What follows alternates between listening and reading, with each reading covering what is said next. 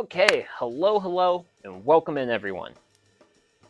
My name's Sugi Yamagawa, and I now have bruises in places that I'm gonna find out tonight when I take a shower. But aside from that, we're gonna make... So for Desserttober, for this week, we are going to be doing Miso apple pecan bars. And if anyone wants to see the recipe, I've got another... If you go to either one of my either Twitter or Bluesky social media, the going live post for this stream has the recipe posted in... I posted it in replies to that. But yes, hello and welcome in, Mr. Spock. As for German industrial music, that's the thing I'm going to have to look into.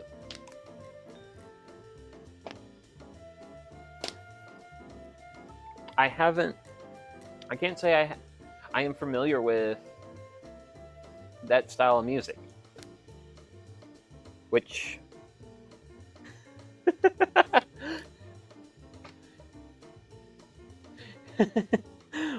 Welcome in, Zoo. But yeah. Although I'll be leaving for school soon. Ah, okay. Well, do what you need to do.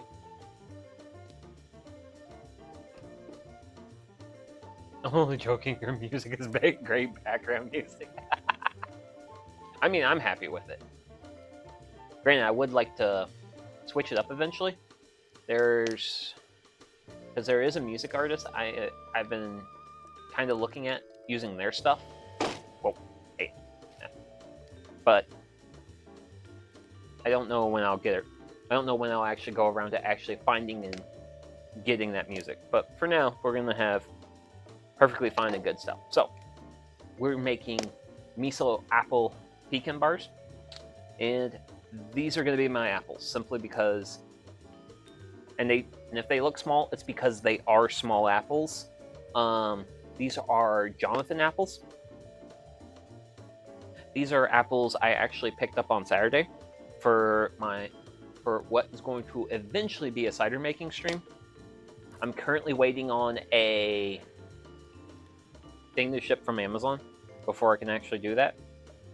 But for now, I have an overflowing abundance of apples. We have a 12-hour time. That's why I can't watch. Pecans are the best. Not a good choice. Hello and welcome in Dad's Old Shop. I mean, I'm honestly just following the recipe. And I mean, following the recipe has worked out for me so far, simply because of the thoughts. Oh yeah, because that's how I discovered oregano. So, yeah, now I have to peel these, which I want to try doing the thing where you like turn the apple in the thing, but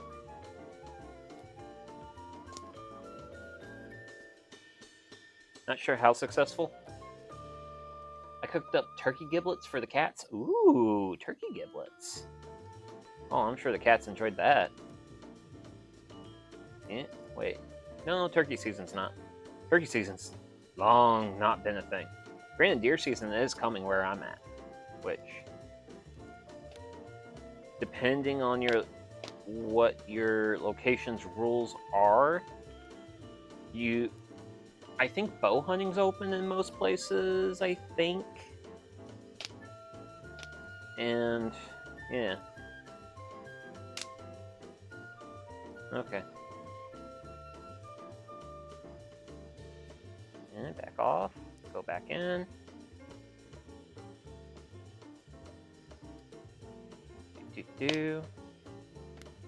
Now that is the downside to using multiple apples, is I'm going to have to do this multiple times. Whereas because the recipe only calls for like one large apple, but since I have these small guys, I'm using small apples. And I'm not going to be super focused on... It's turkey season here. Wawas are selling gobblers. Ah! Wawa's like Sheets or Bucky's. Okay, so Dad's Old Shop.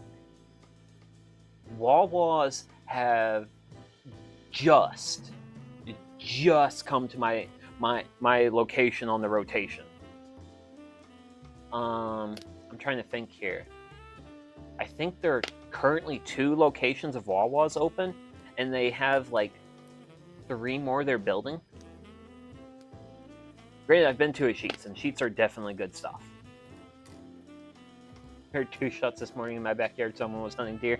Ah, fun. Okay. So, here's my apple. I'm not going to worry about the tops and bottoms too much because a little bit of skin I'm not too worried about. But I'd say for my first foray into just freehand apple peeling, I'll take that. I'll consider that reasonably successful.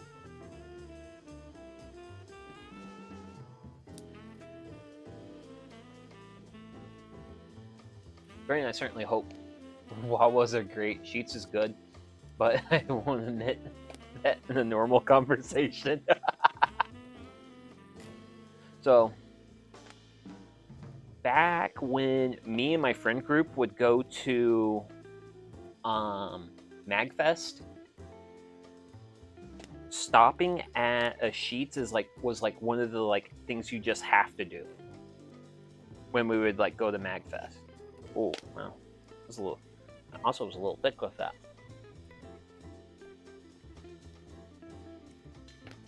Nothing says I can't snack while I eat, right? Well, nothing says I can't cook while I can't snack while I cook. Which I'm being extra. It's like I'm trying to make snacks for myself here. Which I do like snacks, but snacks are making it. Baltimore's Royal Farms territory. Wait, you don't like chicken? Yes, I don't like chicken. But there's there's a couple of Sheets in Maryland or Pennsylvania, and we will stop at those. I think there might be one in West Virginia that we stopped at.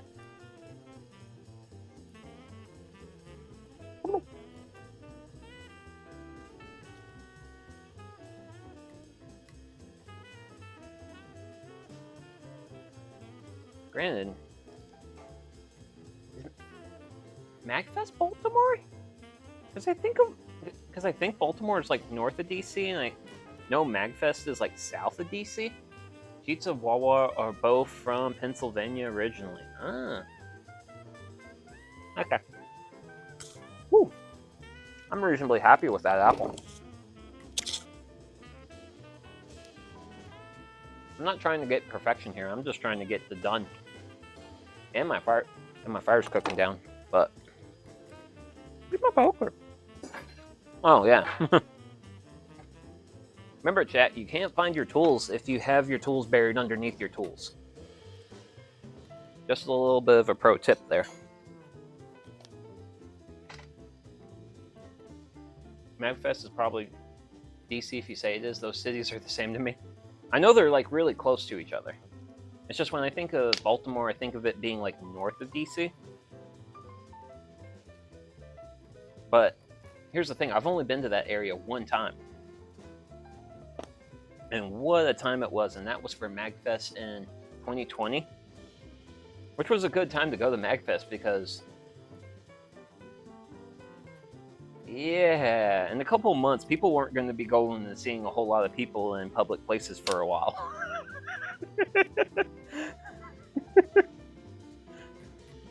I coincidentally got very lucky with that experience in a way. Granted, I don't know if that's something... Oh, it would have... Yeah. It was literally the one from the before times. The before times.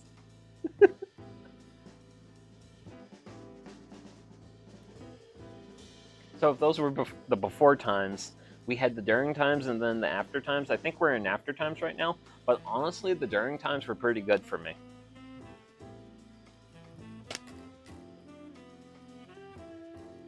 I mean, granted, I worked in warehousing at the time, And I worked an off shift in the warehouse that was like staffed by like maybe like 20 some odd people. Not a whole lot of people, you know, in general for me too. Okay, we're gonna cut that, call that done. But hey, the now times, yes, we're in the now times. That's touched that, that goes to the fire pit. But yeah, we got apples now. I got peeled apples now.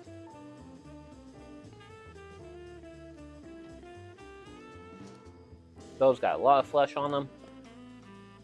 This one had a little. Good old garden eating. Okay. Let's get these guys sliced up now.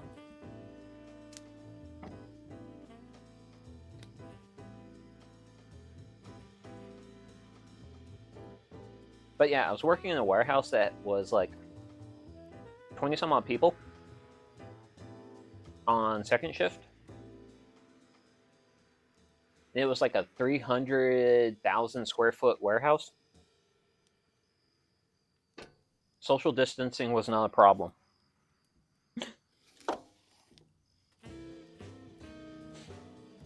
I didn't just survive the COVID times. I actually thrived during them. They were good, reasonably good times. Reasonably good times. I know some other people had like rougher times with them, but for me, I did all right during those years.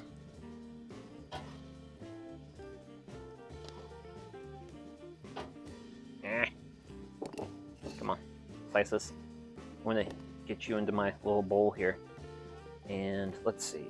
I think what I want to do is I'll go on this side, make a slice, and I'll make a slice there. And a slice there. And there's my remainder.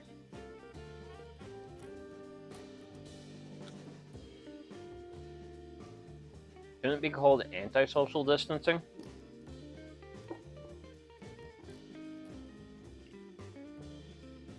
I don't know. I just call it so.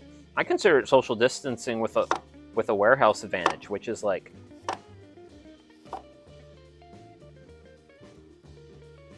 Like, I was just able to, like, because also at the time I actually I worked on a team of 3 people. Because our department only staffed like 3 people during second shift.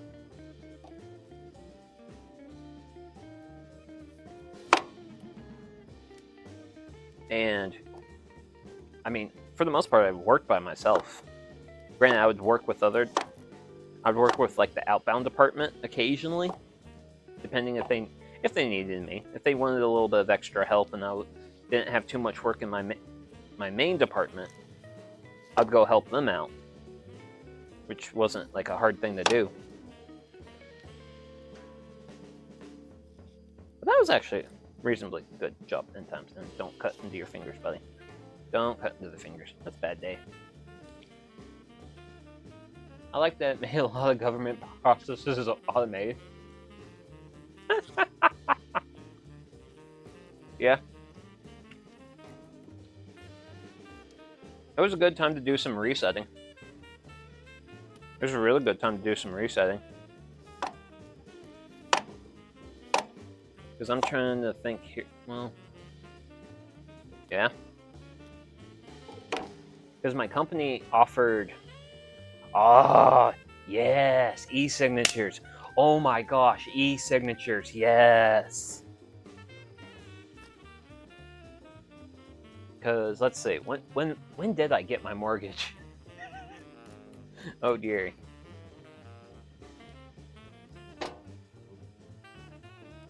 I got my mortgage in January of 21. And being able to e-sign my mortgage documents was such a lifesaver. I could only imagine signing that many papers physically in person at a bank and disliking every second of it. Being able to e-signature that was amazing. And then it was actually funny, when I got my new roof, I actually wrote a 5-star review for the roofing company that did the work. But I did give them, I was just like, hey, I would, because to approve their quote, I had to physically print it out, which I had to go to a Staples to do that, because I didn't have a working printer at home. So I had to go to the Staples, print the quote out, sign it, then take a picture of it, and then email that picture back to the company. That was a pain. And I wrote them a 5-star review. I was like, hey, you guys were great. You did great work. But I would appreciate, yeah, it was just a real pain in the butt. I was like, hey, I would appreciate it if I could just e-sign for approving quotes or something. Because they sent the quote to me in like a PDF. And there's no way to like sign a PDF digitally other than print it out, sign it, and then literally all I did was take a picture of it. I didn't even bother scanning it because I was just like, I'm already going through this much of a pain to do this.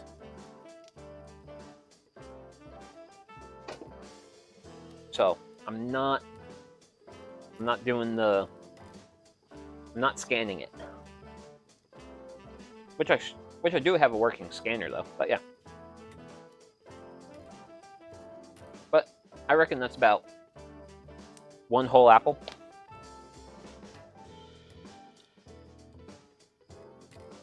Which this feels pretty hefty, so I might get to play with that later.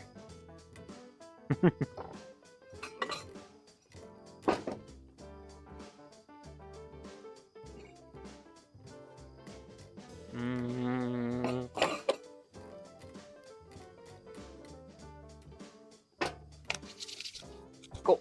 So, pain in the butt prep work thing is done. Now I actually get to move on to reasonably enjoyable things, which, holy smokes, thanks to the persimmon bread, and today, I'm getting through this whole grain flour that I probably shouldn't say how long I had this. Actually, if we're talking in the context of today, I've had this since the before times.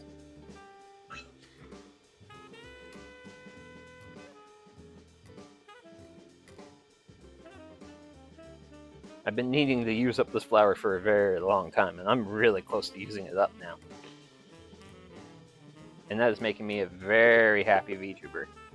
Okay, so gets 3 cups of flour, and sure, park you there.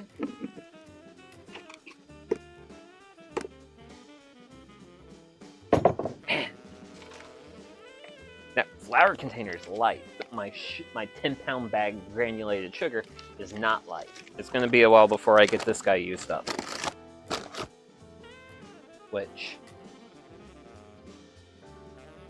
part of me is almost tempted to throw a little bit of extra sugar at my cider project. So for now, we're just going to go with a cup, because the recipe calls for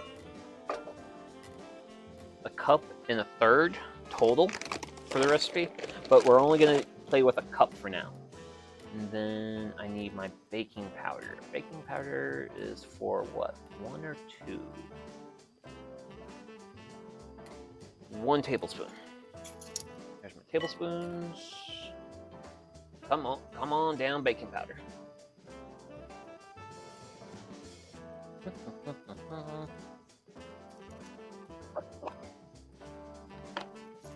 So.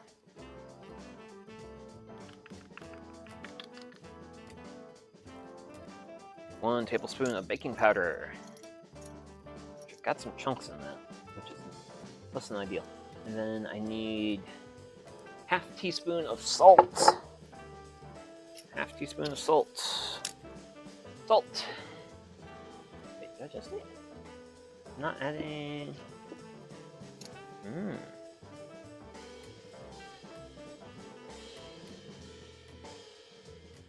So that's my half teaspoon of salt.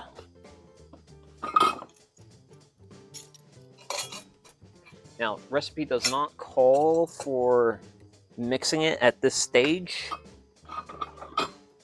but I know how this stuff goes. So, since I've got all my dry ingredients in here, especially considering I have some chunks of my baking soda.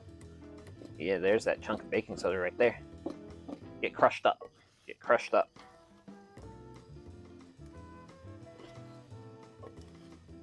I'm just gonna try and get everything nice and get the dry stuff reasonably mixed up. Especially with that. Especially having those large pieces of the baking soda. Because there's no telling what... I'm pretty sure it will not be delicious to bite into just a big chunk of baking soda. I'm pretty sure that will be very unideal. Exceedingly unideal. Okay. So that's our dry ingredients. So I'll park you there for now. Now, actually, you have to leave the stage over to the side. Oh. Wait. What? Okay. Well, that was a spam call if there was anyone.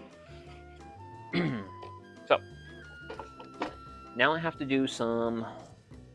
I have to cut up my miso? Yes, cut butter and miso into coarse crumbs or formed, and then I'll use a fork to blend egg into a bowl. Okay. Butter and miso. How much butter do I... Butter. Well, I've got the one package of the premium butter. Okay, so we'll just play with the premium butter for now. Because I need additional butter. There's my premium butter.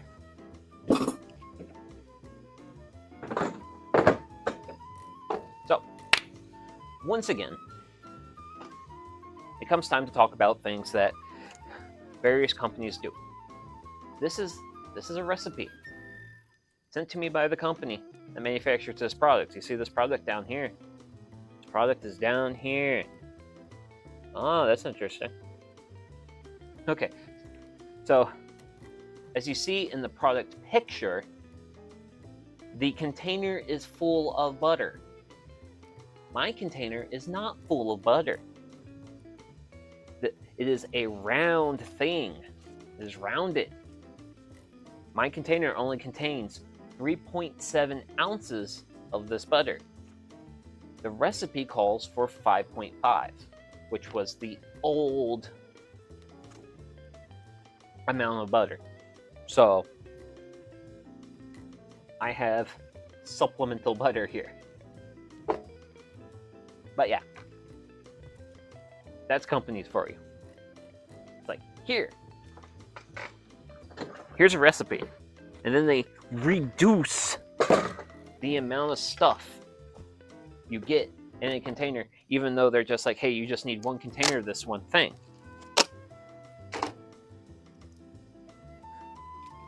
Yep, they did not update the recipe for shrinkflation. Which I've noticed shrinkflation in some small ways with some of the stuff I buy, but I haven't like super noticed it. But when I was like checking over my ingredients last night, that was something that kind of really stood out to me. I was just like, wait, what? I need more than what this thing's calling for. What's going on? And it's like I'm looking at things and it's like, okay, well, that's how you're gonna do me, that's fine. I mean, it's big corporate stuff, and I wouldn't be surprised that things just didn't get updated or fell through the cracks. So, and actually, if I'm slicing up butter, I better not be relying on standard knife, but instead go butter knife. Good thing you checked over them. Yeah, I try to be pretty thorough with my checks. I'm not always great, but I generally try to be thorough for these streams, because especially with like doing stuff like this, is a lot of prep work. It's all prep work. It's actually not bad stuff to do. It's just can be very prep work. So my recipe calls for crumbles, i.e., dear consumer who we think won't pay attention to packaging. Just get it into pieces that are easier to mix into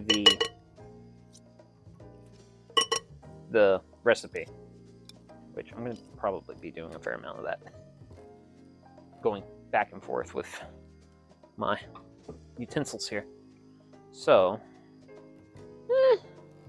I crumble this up more. I can crumble this up more. It's no great burden to crumble this.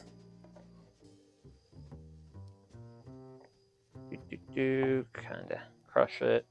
Okay. So, I got a little bit of my butter crushed up. Granted, I gotta say, I am absolutely loving the look of the coals right now. Coals are looking amazing. Like, this is gonna be really good for using the Dutch oven. So I'm gonna get that first round of crumbles in there. Okay.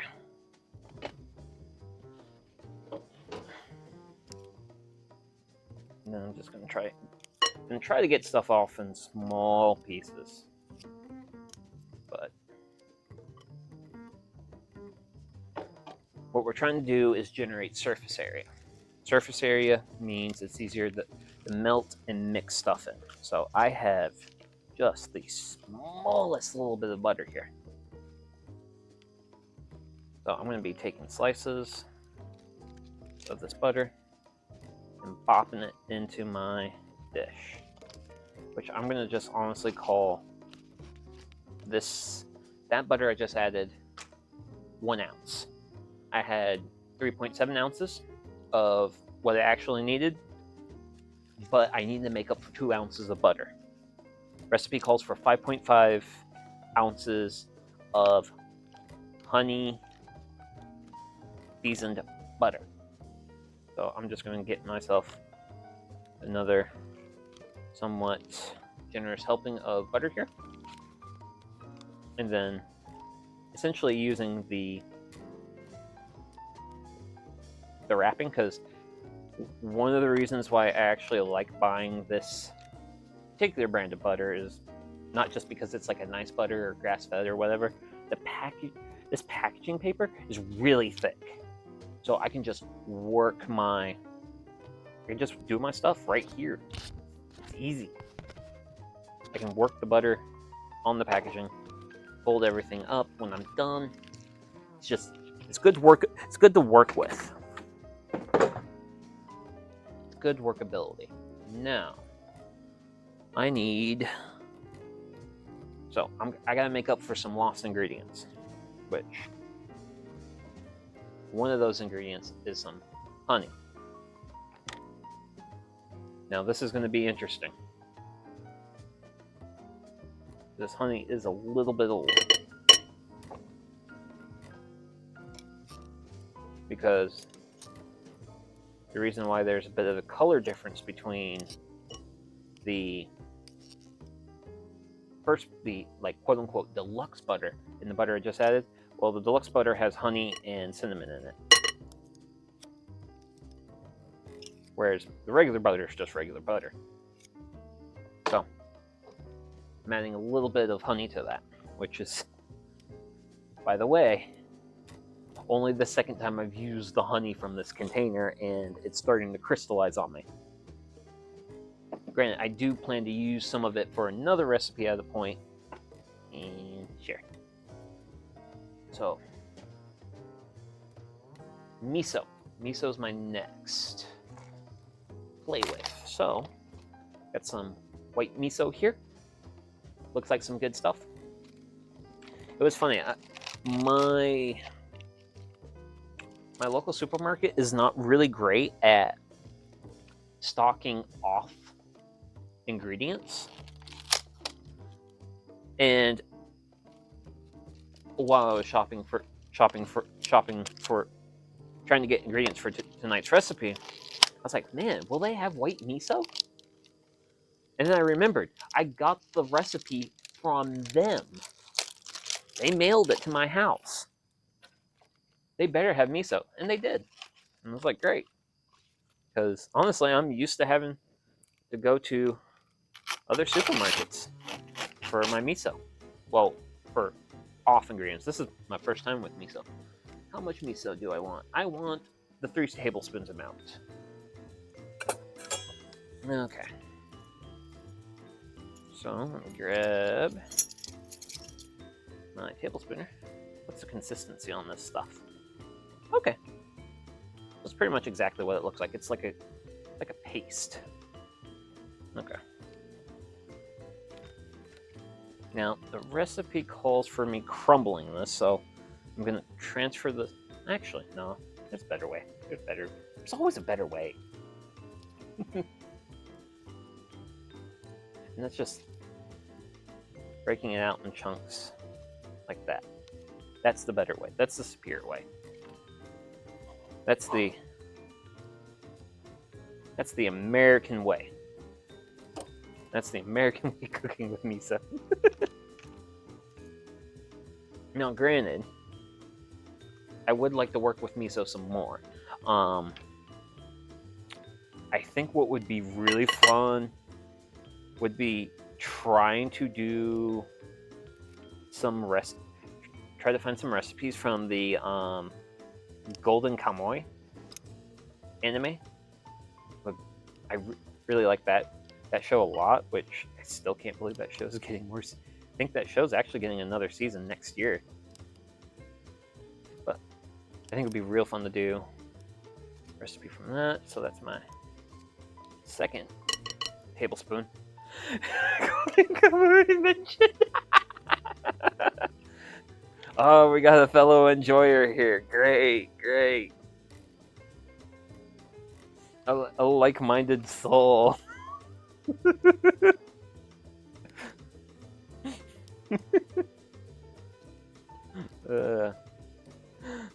Well, that's good to hear. It's good to hear I'm in good company. Okay. Jeepers creepers.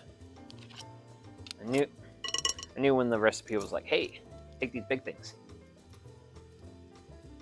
It also does an okay job at, like, fudging history. Yep. We have a guy here who gets it. But we don't really get a whole lot of anime that are, like, historical from that kind of time period. So I'm it took years to get my friend to do it. But I'm sure your friends were glad they started watching it, though. Okay. So, next ingredient is the lovely egg. Yeah, use fork to blend in egg. Okay. So. Oh, 100% is a Japanese Western flick, basically. Yeah. But that's one of the things that makes it, like, really cool, though. I think it's very unique. It's unique in ways other anime is not. And it's also technically a treasure hunting show, which, dear animators and like anime creators, please make more treasure hunting shows. Please make more treasure hunting shows. And actually, I should be. I want to be a smart cook person. I need to be working this stuff with the back of my fork. Man, I'm surprised I didn't ask for me to melt the butter beforehand.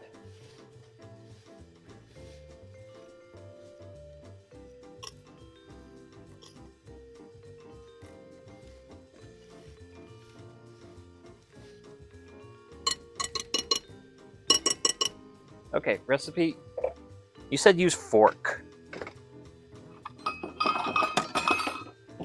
for blending it. No, I have better tool. Yeah, that's the tool I want. Better tool.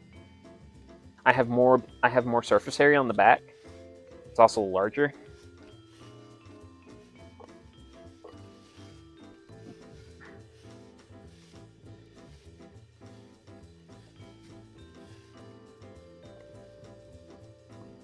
Because I really don't want to have like super crumbly bits. Well, super like big thick things of butter and miso. You don't want to like take a big bite.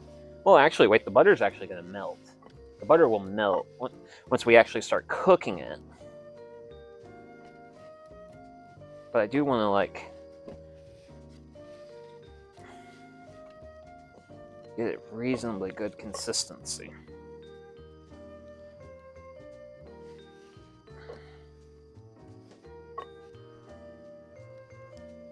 I'm really getting some stiff parts to this, which is why I like having a good, strong utensil. Especially anytime dough gets mentioned, it's like, okay, I need something beefy, something I can put my forearms into. So I want to really make sure I don't have, yeah, because I've got some chunks of miso in here. Which I kind of really, I feel like there's better ways of handling the miso portion of this. To get it. The Blind Swordsman was a good series of movies. Ooh, Blind Swordsman.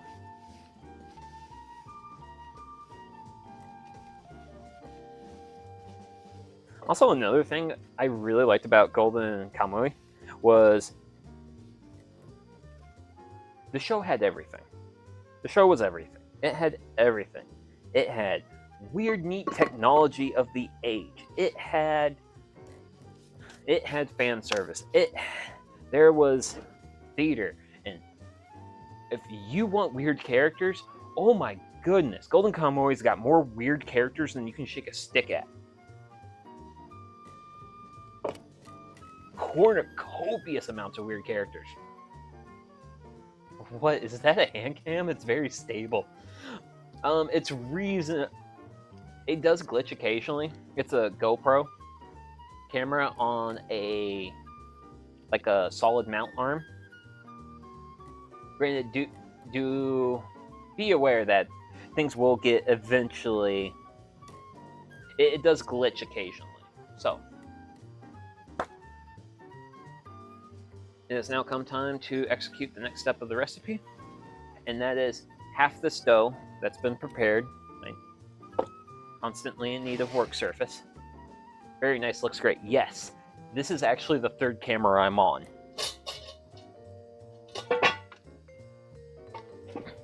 And of the 3 cameras I've used so far, this is like the best looking one. Hands down. Ooh. That's probably too much weight for a cardboard box. Cast iron lids are very heavy.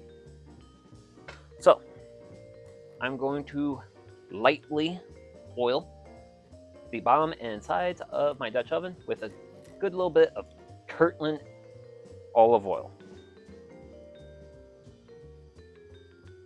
So you're actively speaking while cooking, running, and speaking to your character on stream. Yes. Yes. Well, the character is essentially me. And I've got a iPhone that does like facial tracking and stuff, that lets my character like move and wiggle.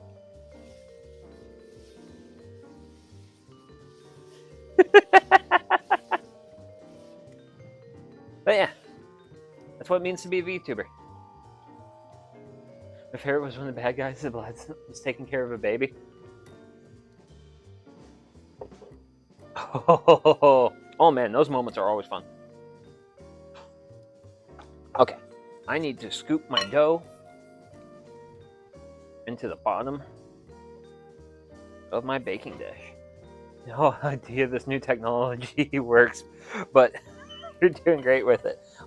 Thank you. It's not super new technology, but it's been around for a little while. Okay. I think that's reasonably half my dough. So I'm going to spread it out, get myself a layer on the bottom of my Dutch oven. I can see I have some chunks. I'm not going to think about my chunks. I'm behind on the times. Oh, don't worry about it. Oh, don't worry about it. Does a good job of inducing children to a bunch of harem situations while keeping them as like kids.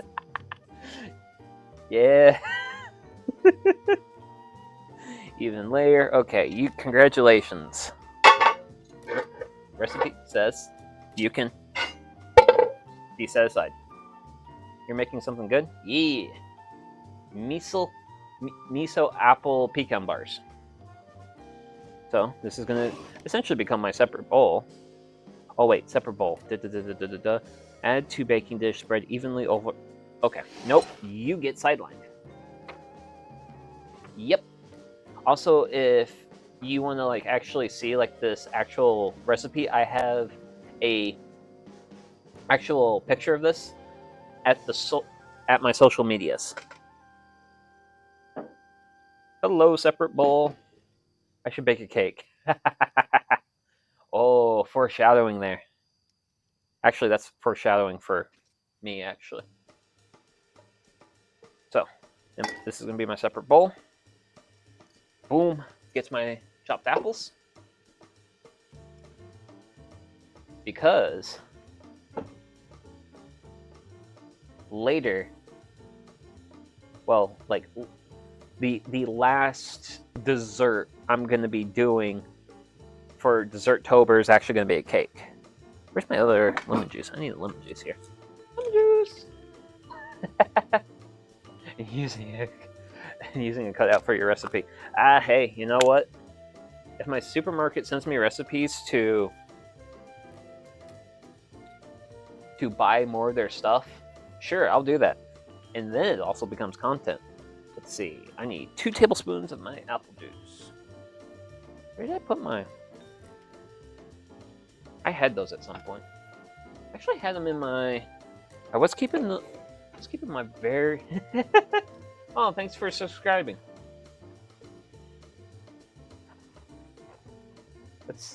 Where did those go? Off to the side, buried underneath another thing, because I don't have enough work surfaces. And it is 2 full tablespoons. Okay. So, I'm going to ignore the fact that this one has a... So I basically just had 1 tablespoon in there, which is good. Because when I was going over my ingredients the other day... there you are. I realized I was a little bit close to that container, so I actually went out to the store today to buy this. Actually, wait a second. Are you one of those? Oh yeah, you got like a small. My mom had an old cookbook. It said 4 squirts make a meal for 1 person. Oh no, not one of those things. Not one of those things where it's like very, really bare bones on the... Oh, it's not spread too much. Okay. Would be a little bit generous with the lemon juice, but hey, that's just gonna make it taste better, right? Right? Okay, that's lemon. Okay, what's the next? Cornstarch. Cornstarch for 1 tablespoon. Cornstarch is also, once again, underneath the lid for the cooler. Cornstarch! Yeah. Also, I really don't like how my fire's cooking down. That was just a side note. Blueberry grunt was in it. Yeah, that's the thing with like old recipes. They're just like, here, put a pinch of this, a dash of that. And I'm like, what are these ill-defined units of measure?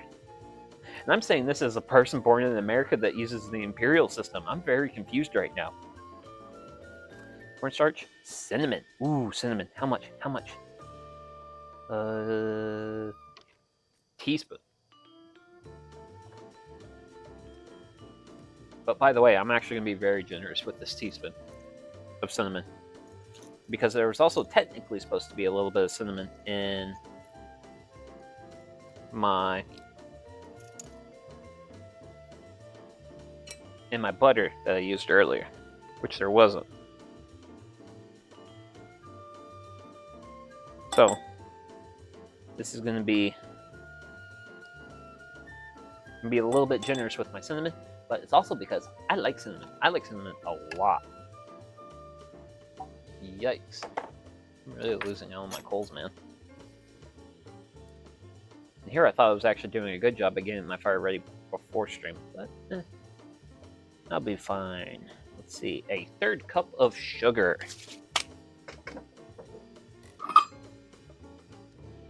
Wait, that's my half. I will need the half. Oh, there's the 1/3 cup. There's my 1/3 cup. Wait, 1/3 cup's less than half. Horseradishes and blueberries are supposed to taste good together. Ooh! Blueberries and horseradish. So, I'm a little bit short on that 1/3, so I'll just grab just a hair bit more. Bada bang, bada boom. Sugar. And I think oh, don't be touching the mic like that. Please and thank you. And then I think I have, okay. I got half teaspoon salt. So this is going to be the final salt addition. Come here, Morton.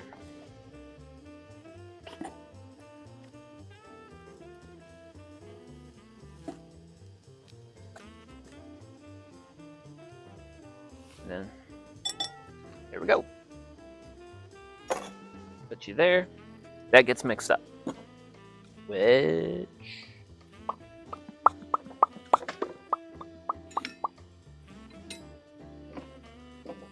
and I'm getting miso on everything. So, this is just going to get a good, nice mix.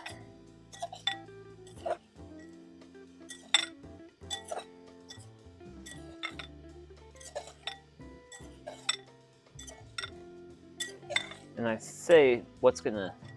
blueberry, horseradish, creamy Danish thing. Ooh! That sounds delightful. And hello to you, Yoshinaru. I hope you're doing well. Okay. So that is our apples there that you can't, unfortunately, see very well right now because I have lost cornucopious amounts of light.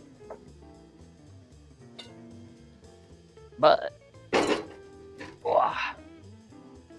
here is our baking dish, and these are going to get added to it. And ideally, I will hopefully, wonderfully, well, it'll be wonderful if I get somewhat of an even one layer out of this. So, there we go. We're looking good there.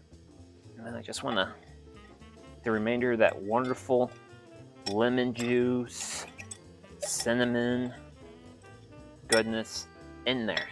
There we go. There we go. Okay. And spread evenly over dough. Fold pecans into remaining half dough, then crumble over apple layer. And do. I think it'll be good. So, here is Dad's old shop favorite nut, pecans, roasted with sea salt. We are doing a half cup of these. You're a full cup.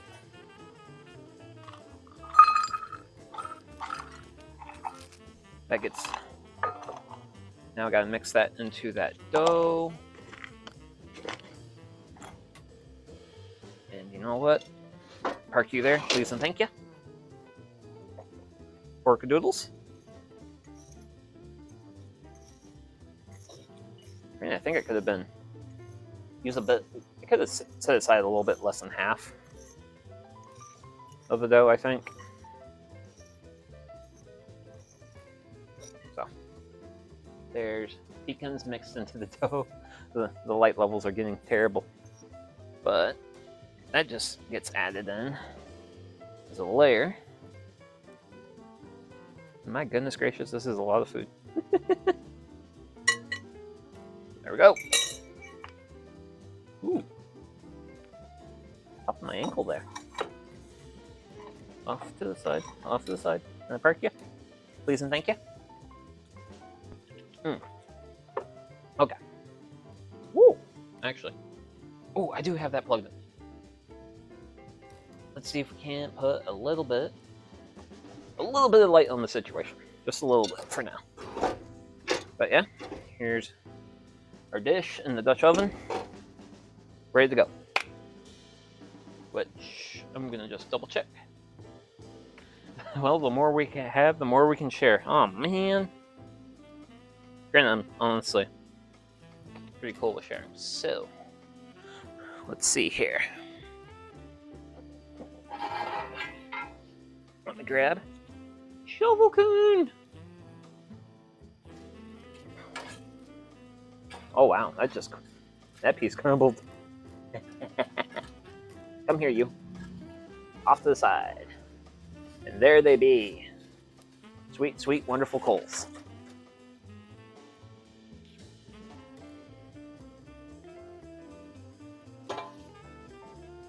Let's see. Can I get somewhat even layer?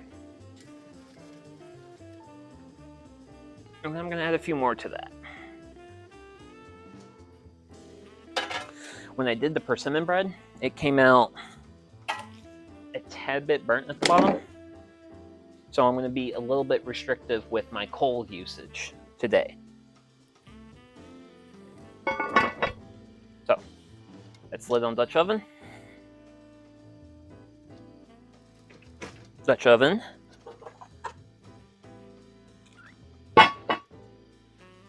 Goes on coals.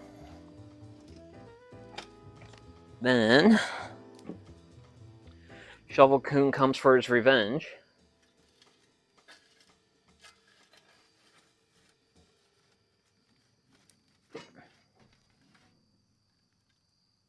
And I'm going to be generous.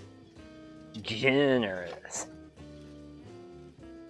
Nice, good, generous helping of coals on top.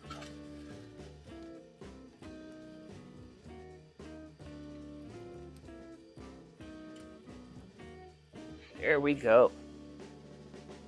Woo! Okay.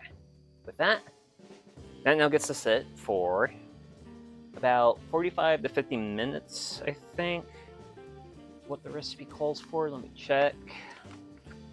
What we got going on here? Last step. Yep, 45-50 minutes. It's going to bake at... We're wanting to bake at 350 degrees. So I'm going to be generous with my coals on top, but I'm going to be light with my coals on bottom. Oh yeah, that's why I'm staring at my phone. I need a timer. Timer Coon! Oh, nope, not 5. Not 5 hours, 50 minutes. Woo! Timer set.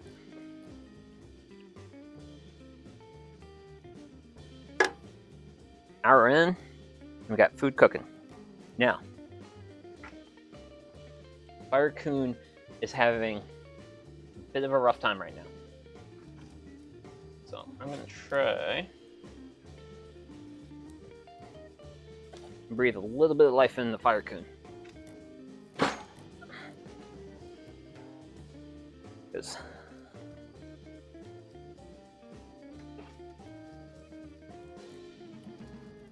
Fire's been seeing better days today. Meow. This one hasn't been as smoky as like Sundays. Sundays was very smoky for reasons I don't understand. There we go. And we'll get. Hey now. And then we'll get. Do I want to do 1 or 2? I want to do 2. Kinda shepherd those coals a little bit closer. Gloves, come to me. Come to me. My delightful, delightful gloves. And, well, it's not 100% where I want you. That's also not 100% where I want you. Wood is being very not behavey today. And I also have this piece that I keep forgetting about because it's like right in front of the thing. Okay, and then we'll take you. And I think that's reasonables. I think that's perfectly reasonables. Cool.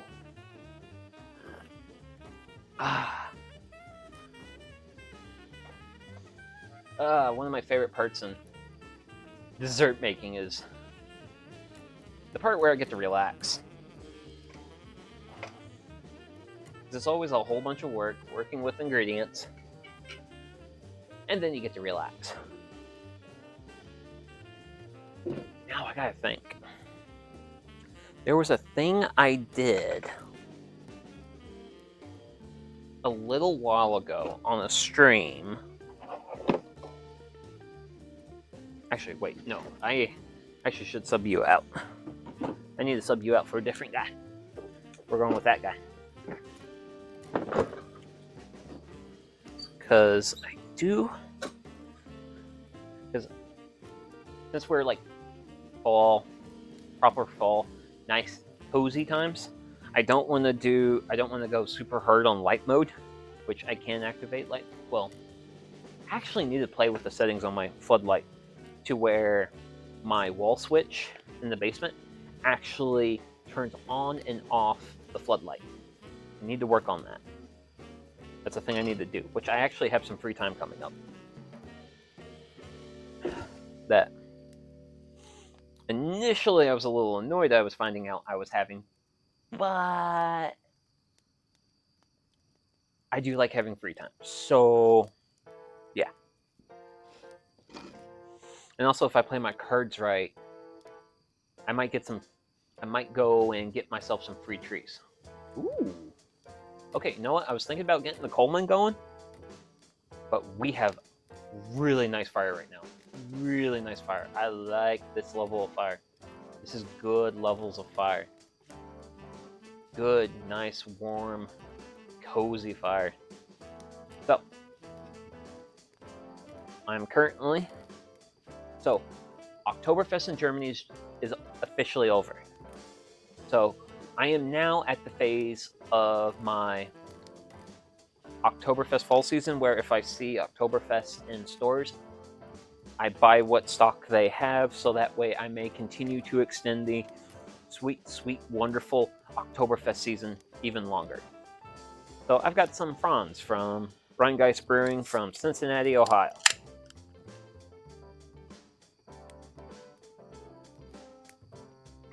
Cheers.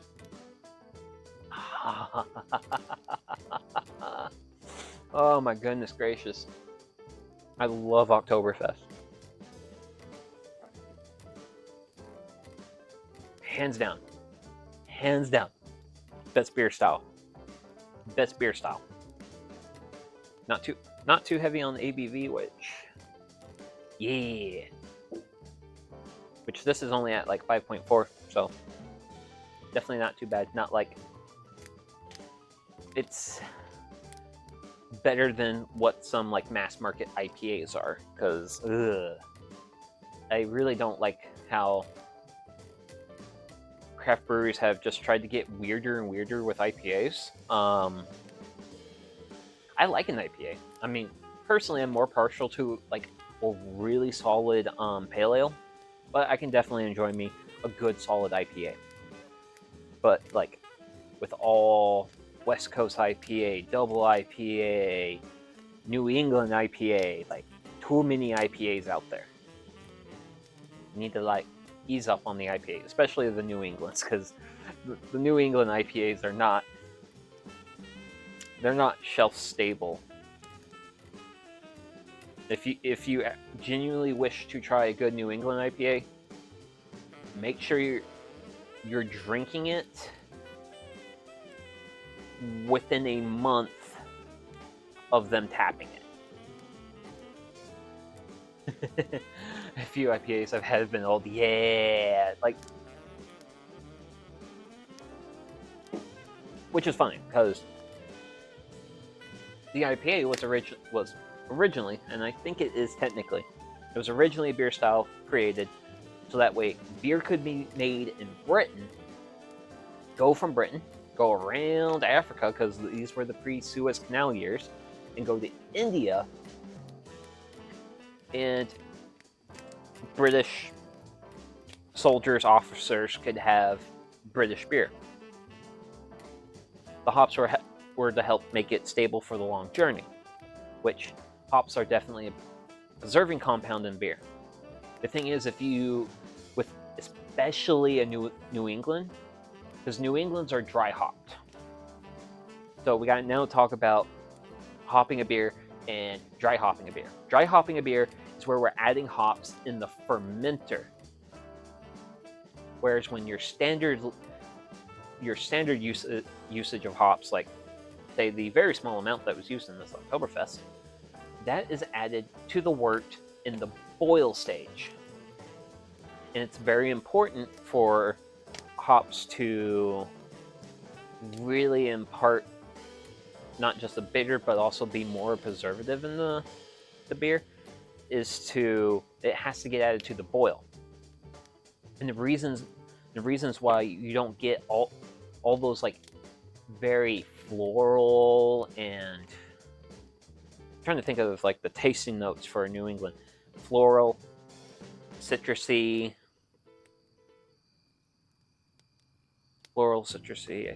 that's like the two main ones. But a lot of the lighter flavor compounds in hops, pine tree, yes, thank you. A lot of those lighter compounds boil out of the kettle during the boiling process. But the boiling process is really important for the hops to actually, for some of the chemicals in the hops to actually become properly dissolved into the beer.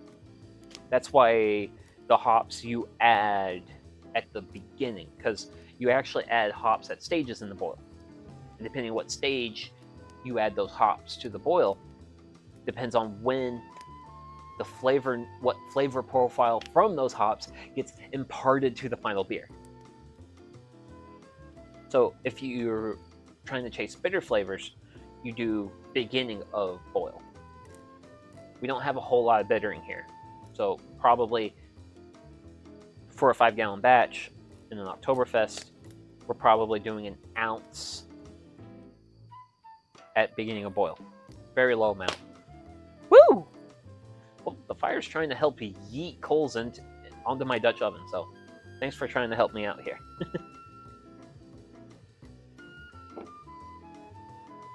But for those bitter compounds, you want those at the beginning of boil. For those lighter notes, you have to add those into the fermenter, because you can't, because if you boil those hops, you lose those flavor compounds, which is kind of what makes the New England IPA kind of such a unique thing. Now, there was a trend that swept through craft brewing, and it swept through craft brewing like wildfire. But then it died, and I've never seen another single beer brewed that way again. And that was the Brute IPA. I never really looked into the process of making beer. It's cool you're so knowledgeable about it. Well, I'm also a home brewer myself. I also do grow a small amount of hops every year, because what I do is I will actually grow enough hops for one batch of beer, and one small pale ale every year. And yeah, and I've also, so I VTube a lot of hobbies here, but brewing has been the hobby that I've done the longest. I've started brewing in February of 2017, was when I first picked up the brewing hobby, and I've been doing it reasonably consistently ever since. Granted, I'm also in the part right now where I'm exploring other areas of it, because last year I made blackberry wine. I also made blackberry wine this year because, well, I ended up with a lot of blackberries this year, and I was like, well, I think wine's the easiest way to preserve these, so that's how I'm going to preserve them. Granted, I do have some frozen ones, and that's also why I'm looking forward to actually making some good, proper apple cider. Never done it before. Granted, I do know that apple cider is very easy to make. Very easy to make.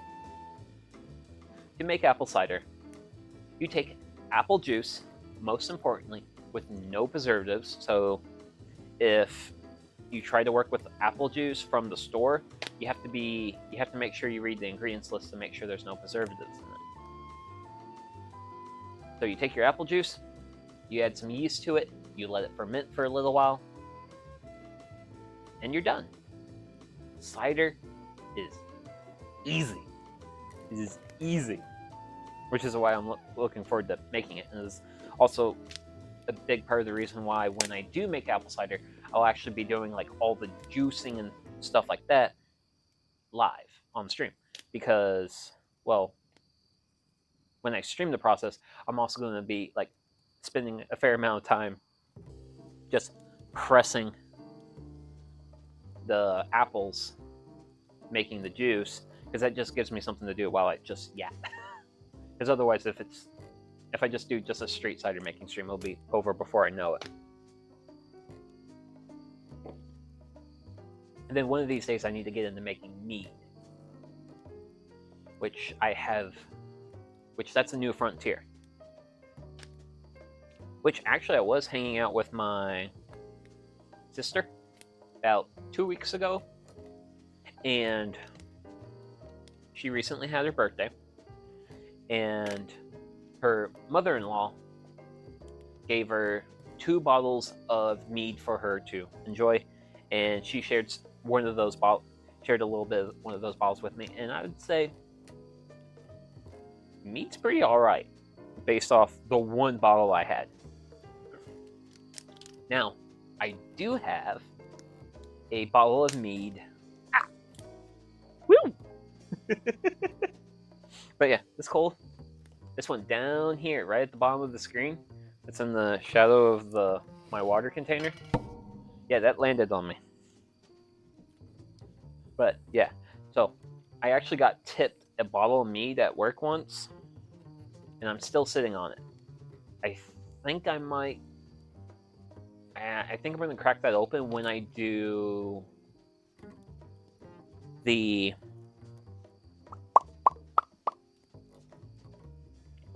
cake stream, which is going to be the last stream in this dessert series. We are at the 3rd stream in the dessert series, which I need to check. Oh, it's been 35 minutes. Okay, so Dutch oven is due for turning. So go ahead and give this guy a turn.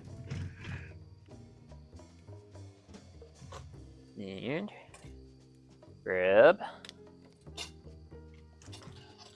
This is the fun part, is actually hooking my wire.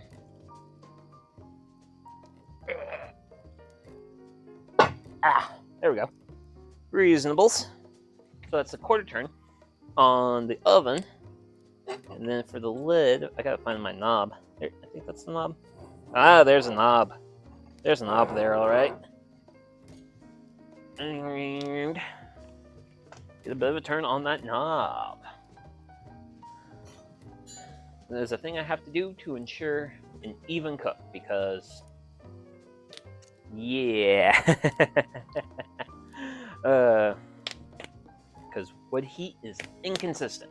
Now, as the Dutch oven heats up, it will help radiate that heat through, but turning the body of the Dutch oven and also the lid every 10-15 minutes-ish does help you get a more even cook in your dish in there.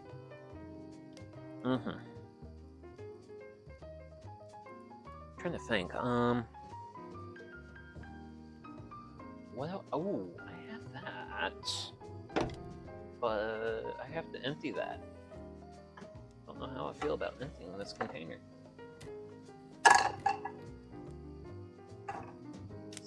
Says me as I empty it anyway. How do I feel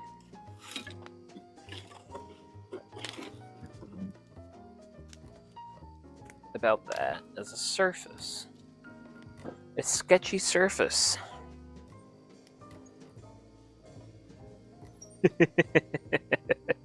Yeah, that is way too sketchy of a surface. Okay. Whew.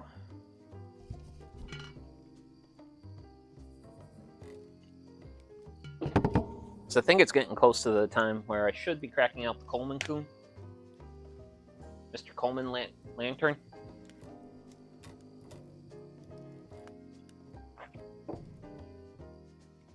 Because, I don't know. I still have a lot of fire right now. So I think I'll let the fire continue doing its thing. But once it starts to die down a little bit more, I'm not going to be feeling it much past this point. Simply because if I need more coals if I need to amp up my coals, I'm not too worried about that. I'll give this a check at the 45-minute mark. Decide if I want it to cook for a little bit longer or less. Because I might check it then and probably make the decision that I might throw some coals on it and then let it cook for an additional like 10, 15, whatever, based off how it looks like in the Dutch oven.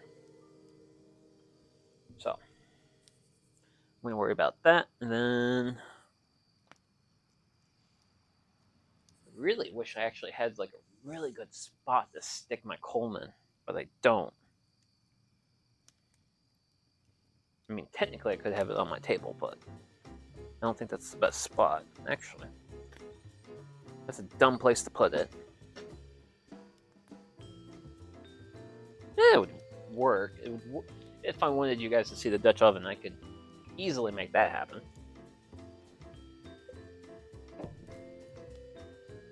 Wouldn't be a problem whatsoever.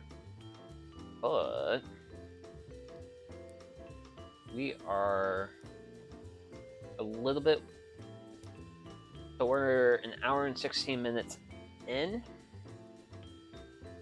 and I like drinking tea, and I also do like watching the bonfire, but I think I'm gonna, since we've got a little bit of a low time with the bake, I'm gonna go on the BRB screen, and I'm gonna use the little homesteaders room, and I'll be right back.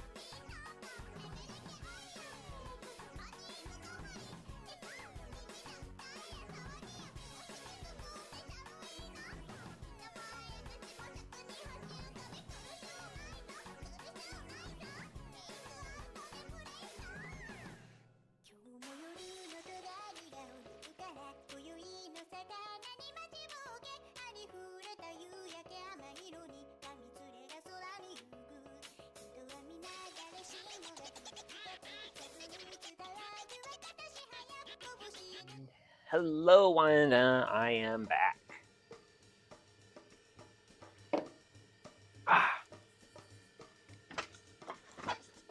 So, we still got a reasonable amount of time on that, or oven cooking. So, thank you very much, Yoshinaru. Yeah, it's always good to be back. In action, well, let's see. I'm not going to commit to what I'm about to say, but so I am going to be getting. I have now found myself with additional free time on Thursday for inefficient government bureaucracy reasons. So, i.e., I basically have to take care. I have to take a day off work to do a government thing. Is what I got going on. So, depending on how my Thursday goes, I might start the Stardew Valley stream a little bit early. Because with the way... So, I'm going to be out of town this upcoming weekend. So, as anyone has seen in the schedule, I will not be streaming this weekend. So, the next stream, after next Thursday's stream, is going to be the following Thursday. So, since I'm looking at having an extra amount of free time, I'm thinking I'll go ahead, if I'm feeling up for it, because I've got some other. I've suddenly had a block of a whole free day suddenly show up. So I'm like, ooh, how can I maximize this? But I might start the Stardew Valley stream early and make it a bit of an extra long stream. Because generally the Stardew streams, generally speaking, I'll play a whole week in the game and then in stream, and that's usually like 2.5 hours. Ooh, okay. But I might, if I'm feeling squirrely, which I might, I most certainly might, I might start early and I'll stream 2 weeks, in which case I'll be streaming for like 5 hours. So, I'm entertaining that idea right now. So, we'll see how the day goes. One of the things that's not necessarily a wrinkle, but kind of something I kind of have my eye on, is there's a tree giveaway happening on Thursday. And normally I wouldn't care about a tree giveaway on a Thursday because I have work. But I now have the day off to literally take care of a thing. So I can now do the tree giveaway. So, and I kind of want to do it because one of the species they have, it's actually not a tree, but it's a bush. It's spice bush. Lernacera benzoin, I think is the Latin name. Please don't quote me on that. But the common name, usually it's called northern spice bush. Granted, I don't think there's a southern species. There might be a southern variety. But currently, I have 3 spice bush plants on my property. And I've had them for a little while, and I have yet to get fruit. It's one of the things that puts a tear in my eye, man. I've planted these woody shrubs, and I haven't gotten any fruit off of them yet. So I'm thinking about picking up 2, and then bringing my spice bush. Woo! total up to 5.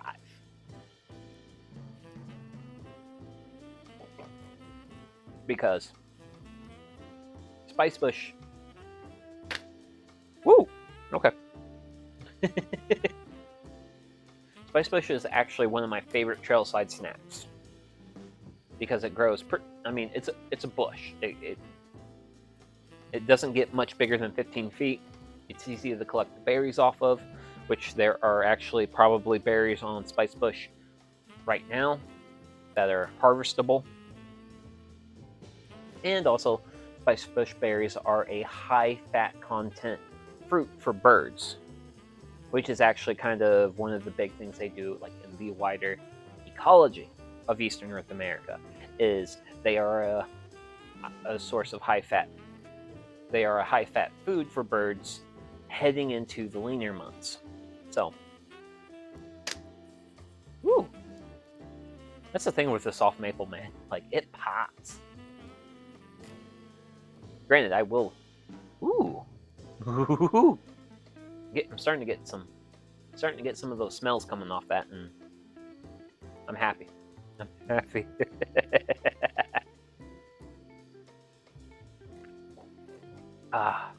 So I definitely want to get some more Spice Bush growing. Now, my initial thought so the funny thing is I have 3 Spice Bush plants. One's just been kind of hanging in there. The second one is doing reasonably well. And then I have another one that's just growing like a weed. Which I think it's funny that I have like 3 plants and they're each doing separately. They're each doing things at their own pace, I guess is how to put it. But I definitely want to up the quantity I have, because I would like to get fruit off of them. I have already given up fruit. Well, I've already given up on getting fruit off my service berries because the fruit that has formed would get like I think it's a fungal infection on it, and I just haven't been able to like actually get solid fruit on it. My chestnuts, they're still growing. They're still very immature. I mean, chestnuts are trees.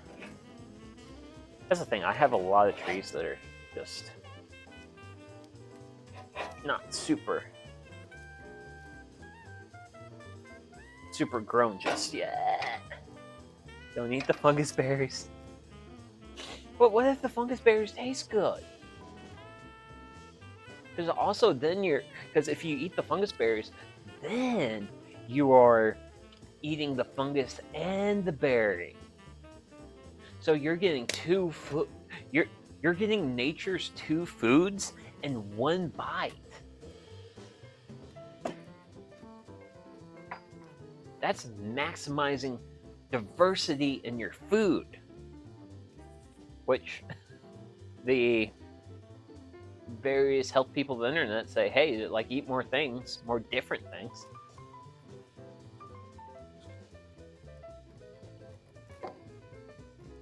Oh no. Let's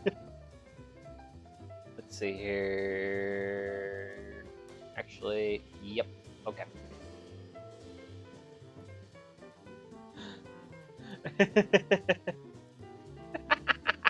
Oh, we're talking about that. Oh, okay.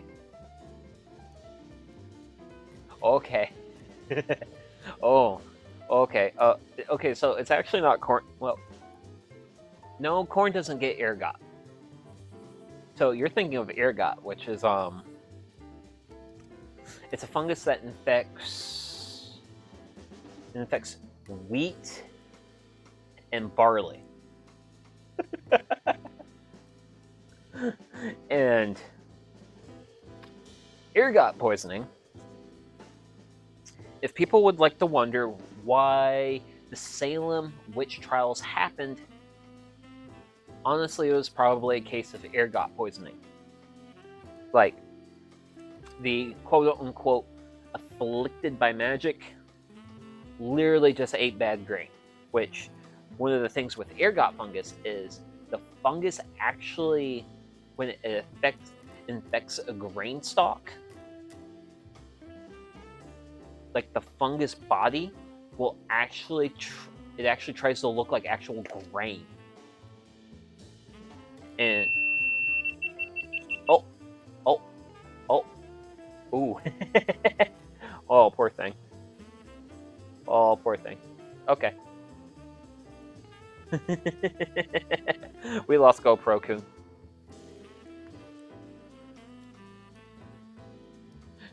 Beep. Ouch. Yep. Which? Wow.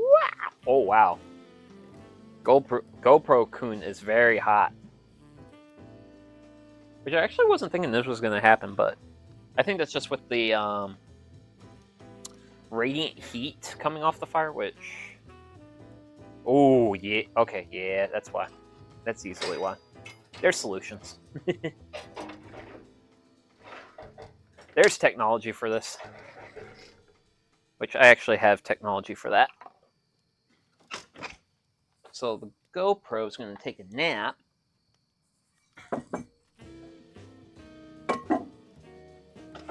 Why Sugi reaches for some technology. Don't cook another... Oh, the GoPro is far enough away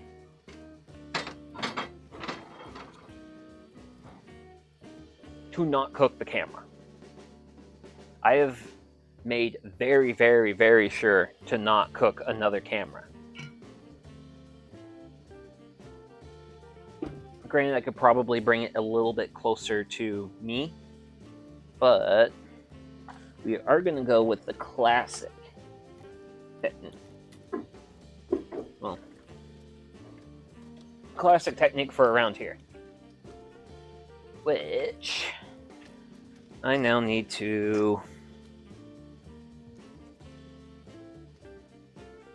I gotta stumble through the void. And by the void, I mean a shop whose lights are out on. There's no lights, man. It's dark here. Actually, wait a second. I'm okay with the dark. I'm friends with the dark. Oh my gosh, what? Oh my goodness. I should know what Chunk said from the Goonies, because the scene when he was very clearly afraid of the dark, but he was trying to like psych himself into like dealing with it. He was saying things like along the lines of like, I'm friends with the dark, I'm okay with the dark, a bunch of stuff like that. Oh my gosh. Oh my, you know what, actually I am actually due for a Goonies rewatch. I am very due for a Goonies rewatch. Ooh boy, oh boy. Got 15 minutes there. Okay, so I've got technology in place. And with the various technologies in place, let's see what we get.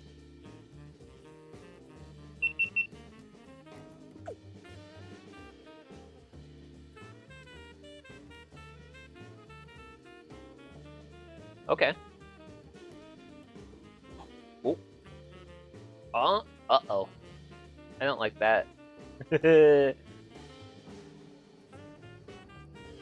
Oh, wait. Oh, wait. We're fine. We're fine. Okay. We're fine now. GoPro's back. I've been here before. But by the way, this is actually the piece of technology. Because essentially what happened is the radiant heat coming off the coals cooked the camera. Well, didn't really cook the camera, it just overheated the camera. The camera went into thermal overload.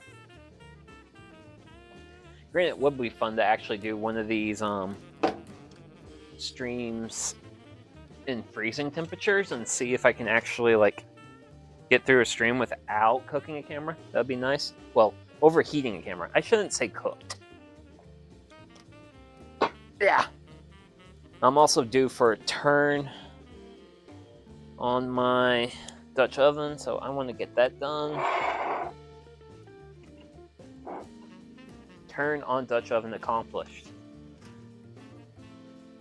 And play with my fire because I can. Kind of get a few more of those coals hanging out over the, well, under the skillet here. Because that's the thing that, because this is like the biggest piece of protection for the camera. Actually, what's my ambient air temperature right now? Because I am curious about my ambient air temperature because it feels nice. Wait, oh, are you updating? You say 63, but I think you're updating. It's 65. Okay, yeah, this feels like 65. Woo, 65. Good air temp. Okay, so I think we've had a little bit enough of dark, cozy fire time. It's time to put a little bit of light on the situation. And by putting a little bit of light on the situation, I mean I'm going to cause a small propane explosion and then there will be light. The propane explosion is very important.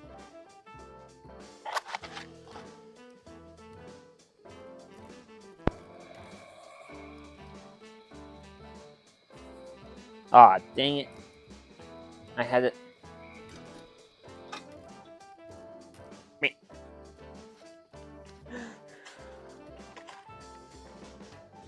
Also, by the way, it's like Coleman from Metal Gear. Also, by the way, working with matches is the original QuickTime event.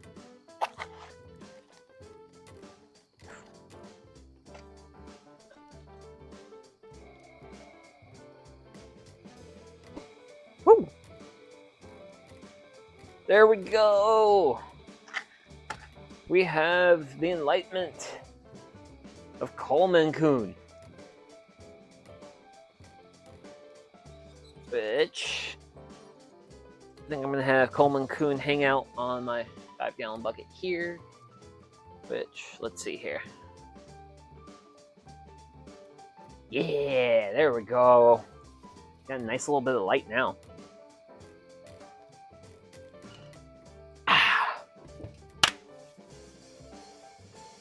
Man, water's great. I only wish there was something that was liquid that came in a can and was better with water. Oh no, would you look at this? It's a beer.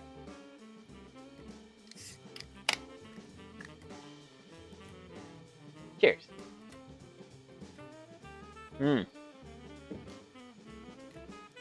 Ah. There we go. Welcome to that get there. I don't know. I think I went to the store today and I bought some.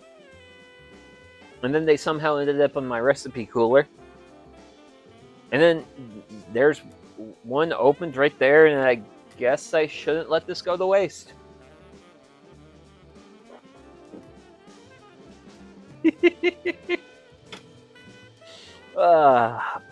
My goodness gracious. Stretch. Ooh. Oh, yeah, there we go. Yep. Oh man, tomorrow morning is going to be a lot of fun.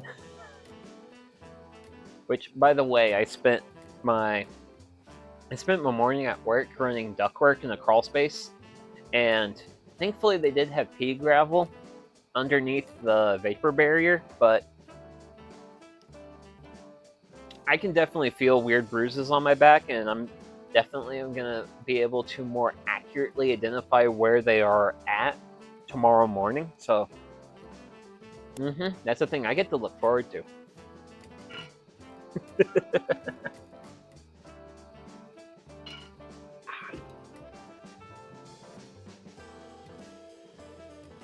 Which, also speaking of beer, I'm definitely not going to be like super going big onto the brewskis because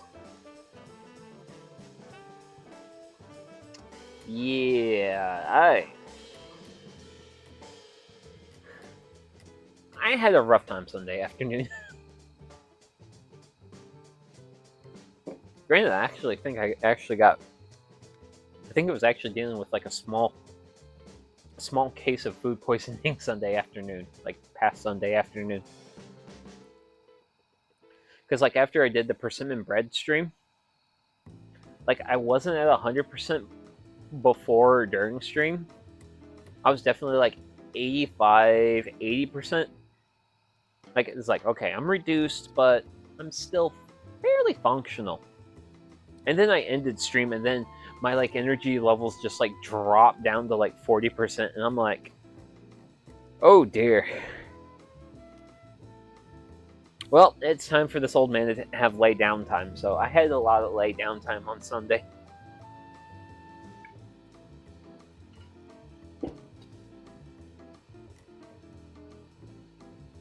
And I can't 100% prove this was one of the culprits, but I also can't 100% disprove it, so I just have to just sit here and be suspicious.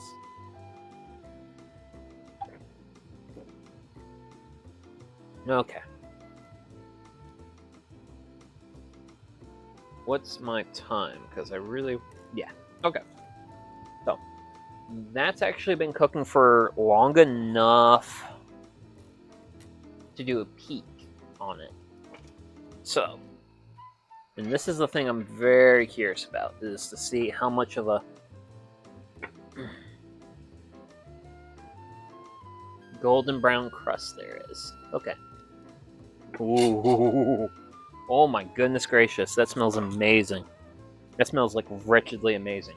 But we got a little bit of time left on that, so I have to grab this. You stay away from... You especially stay away from my beer.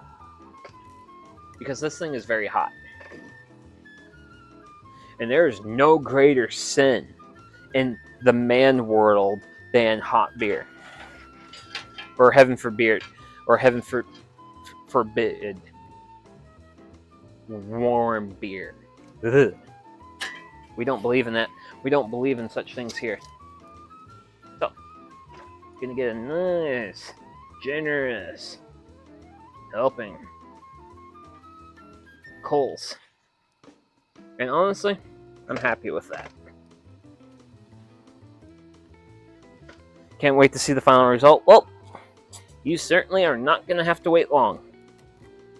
Oh my goodness gracious, why do I have all this? But yeah, so this really nice, cool shot of all these coals. This is what kills.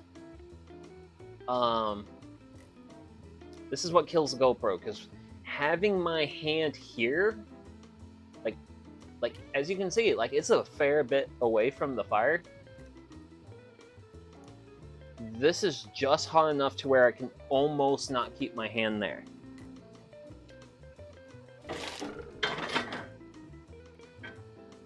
And that's kind of what the purpose of the cast iron pan there is for, as that heat comes off those coals, cast iron absorbs it. Essentially what's going on is my campfire is the sun, and this is the moon during an eclipse. And then this thing can look at it and be like, ooh,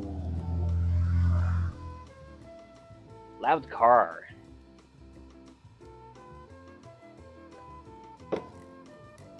Okay. And actually, yeah, bumpkiss. So since I'm not using any more firewood this stream, I'm yeeting it to the Great Yeeted but Beyond. That way I have a little bit more work surface here. Because, goodness gracious. What? Oh, nope. Glove might be warm. It's not allowed to warm the beer. Beer is to be cold at all times. And oh no, would you look at that? My countertop is dirty. I should clean it.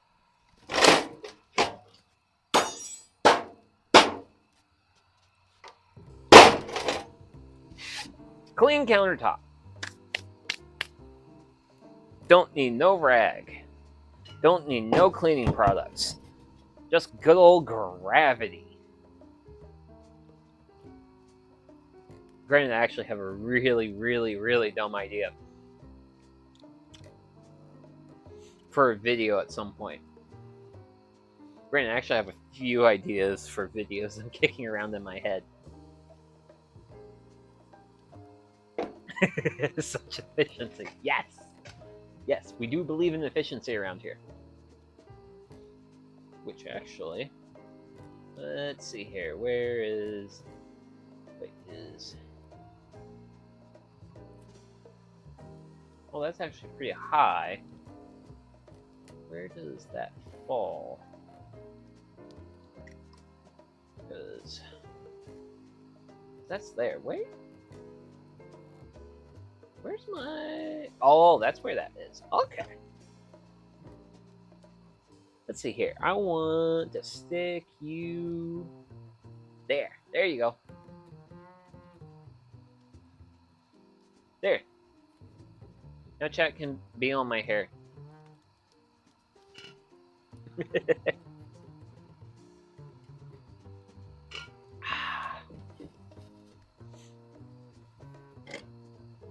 But yeah, I have a really fun, dumb video idea that involves this thing.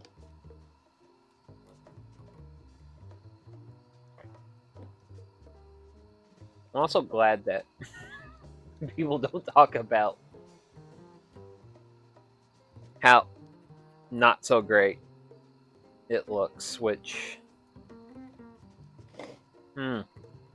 Okay, well, this ring here, I think that's new. I think that was when I set the cast iron on that. So. Oh. Whoa, timer. Stop. Okay. So, we've had a whole 50 minutes in the Dutch oven. I'm going to give it a hair bit longer just because I wanted to really make sure it's well cooked. But not much more than that, because, well, I added coals, which actually... Sure. Let's try to start cleaning up, and let's not hit Coleman Coon, because I really don't want to break my Coleman. Because, you know, it's been in the family for a while. So, let me bring my shovel up to the side. Get my... Woo! Look at that.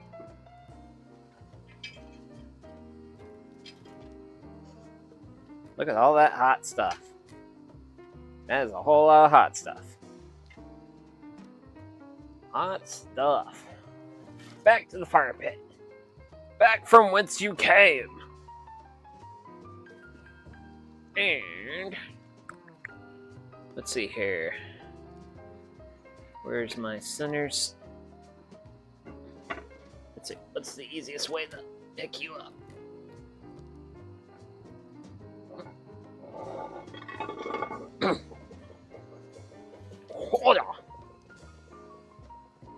Way too heavy. Way too heavy. But yeah, that looks like a pretty golden brown crust to me. And come yonders. Okay. Water out of the way.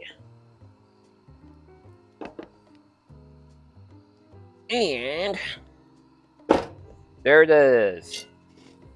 Well, actually, you can't see it too well, but I'm going to fix that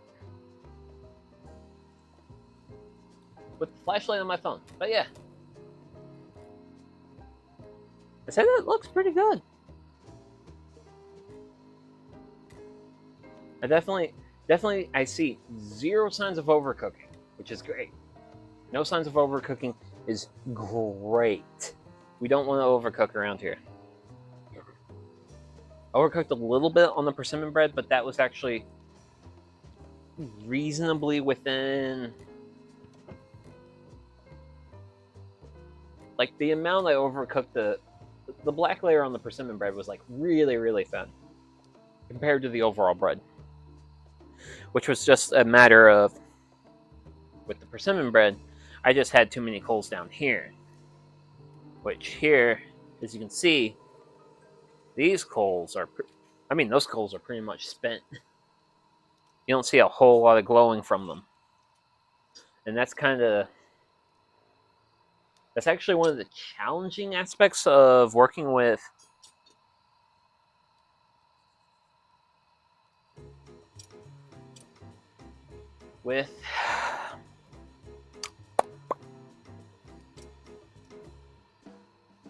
my maple softwood, and the reason why I said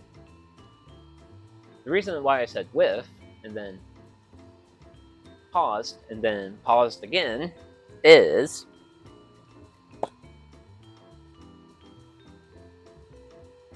like any sort of middle-aged man who cannot learn from his mistakes. I did not grab any plates. So I can't do a plate up without a plate. So I'm once again gonna throw the BRB screen on, and I'm gonna run upstairs, and I'm gonna grab some plates. Well, I just need a plate, but I need to plate up these bars for like the end. So I'll be right back.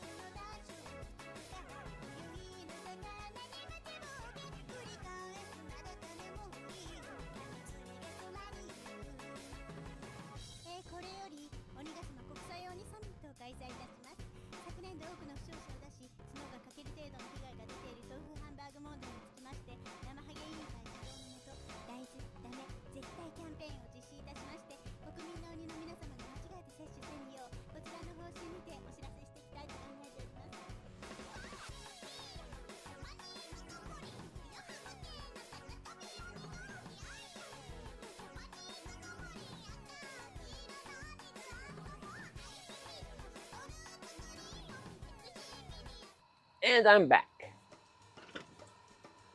with a plate thingamajigger, which is good, which is really good, because I can't put food on the plate if I don't have a plate. So we're gonna just get into this. Ooh. Welcome back then. It's good to be back. Let's just do some. I know, you would think after doing enough of these cooking streams, I would just automatically grab plates, but yeah, I'm a VTuber. That means I'm not allowed to be smart. Being a VTuber means I'm not allowed to be smart. Okay, so I got myself a pretty good little like pie looking piece here.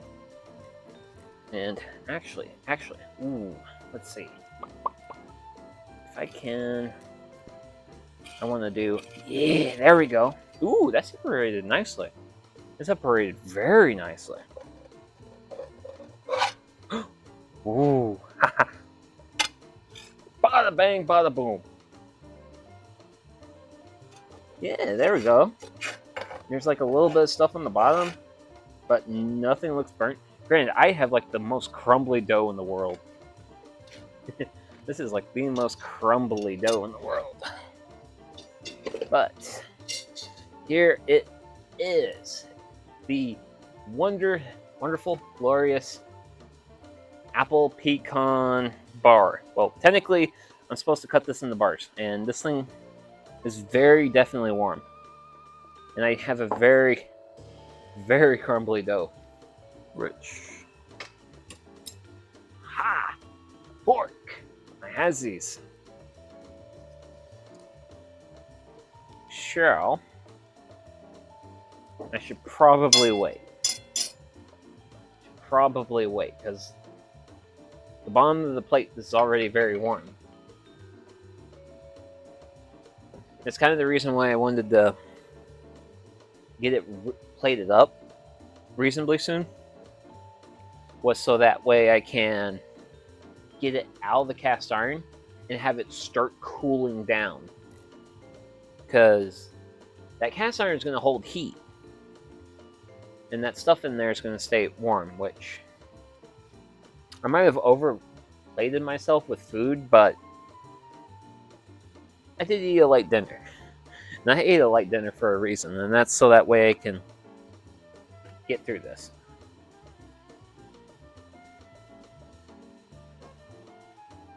But you see a pecan there? So, granted, I don't see much in terms of like any layering to this. So I'm just gonna take a chunk. I lost my pecan. Come back, the Sugi pecan. So here we go. We've got a nice chunk of the bar plus a pecan. Let's see what we got.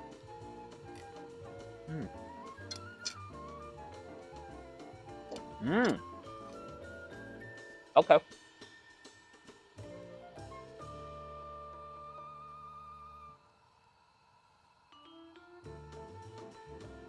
That's good. That's really good. Not too sweet. Not too sweet, not too salty. Like,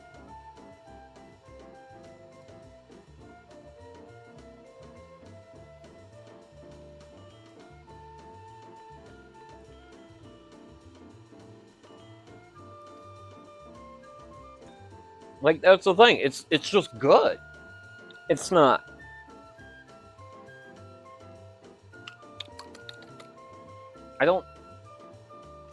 I can't say it's like particularly good in any way, but it's just rock solid good. Oh my goodness. Yeah, it's really just like it's definitely sweet. But it's not too sweet. It's not like super sweet or anything, which is good, which is really good. But it's also, as far as any, and like the flavor of the pecans is really nice and actually blends well with the other ingredients. I would have to say, as far as like any imperfections, like I don't like my dough consistency. I feel like my dough is a little too dry. Like maybe I should have used 2 eggs or something. I'm trying to go back to my notes because it does say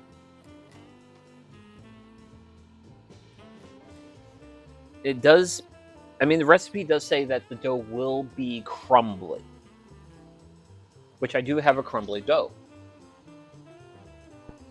But I don't really think I have.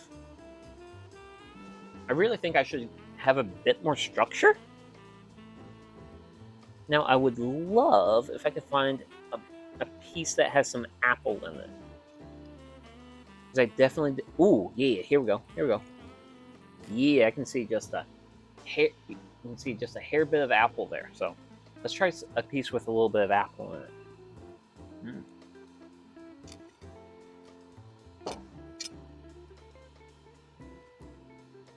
Mmm.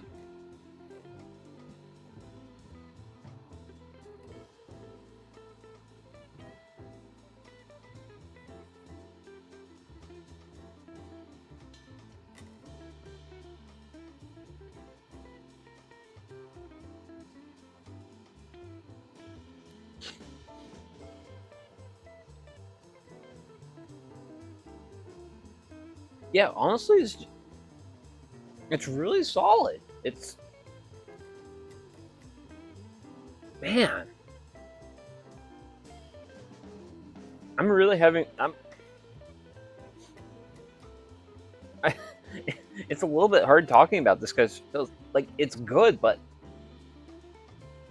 there's not really a lot of like flavors standing out. Everything kind of just blends together, and it's like, yeah, this is just a generally good thing. And I can most certainly agree, this is generally a good thing. It's a generally good thing that's slightly sweet. It's not super sweet, it's just slightly sweet, which is, for me, I like that amount of sweet. Now, I'm sure some people might not be super enthused. It's because I definitely think... Now, it definitely doesn't really look like the most aesthetic thing in the world because it's just basic. It just basically looks like brown crumbles. Now, that probably does not help because I did use whole grain flour, which is definitely going to turn out more of a brown color versus using like a general purpose white flour. But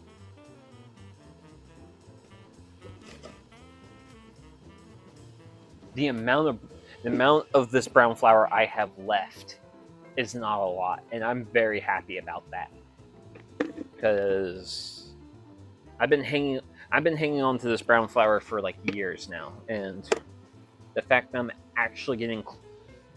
Granted, between today's recipe and Sunday's, I've used 6 cups of this stuff, which is probably the most... It's probably greater than the amount of cups I've used of it so far this year, because, well, we've been doing lots of baking.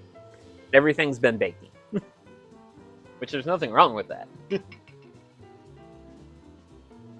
There's nothing wrong with doing lots of baking. It just also means I'm using lots of Dutch oven, which is like, okay, Dutch oven. I do have a little bit of a skill issue with that, but... And I do have a skill issue with dough. But, honestly, this is really good. It's really good. I really like it. As for things I would do different, first and foremost, an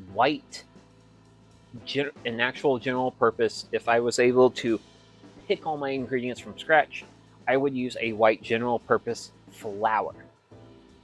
That would make this look a lot better. Because the miso's brown, the pecans are brown. We're putting a lot of brown on a brown canvas. It comes out of our oven. It's basically looking like a brown thing. That's just how it's gonna look. So using a actual general purpose white flour would help with that immensely. We get a lot more color pop. It would look a lot better. Second of all, I think my dough is a little bit on the crumbly side.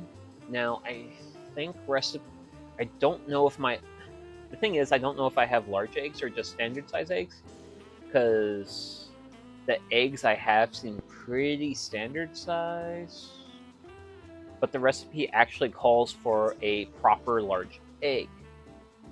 Larger egg, a little bit more liquids, kind of help pack up the dough a little bit more, make it not as crumbly. And also, if I was personally making this recipe again, recipe called for 3 cups of flour. I'd probably take a half cup out, just to having, basically I would cut the flour by a 6, and by reducing the flour by a 6, there'll be less dry ingredients, and that would kind of help, because it would be nice if I had a little bit more tackier of a dough, I would think, as far as like aesthetics and such, because as you can see, it looks like crumbles that are holding shape. Granted, they are crumbles that are holding their shape quite well, because I can, well, I've got all this crumbly stuff off to the side, but if I were to take a slice here,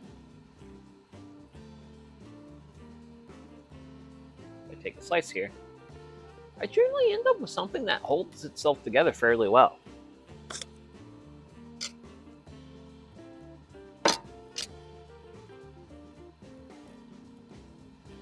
I end up with something that's generally fairly well, and I generally enjoy, so maybe not a rock star success, but a success. I'm gonna happily eat all of this. Well, well, I should.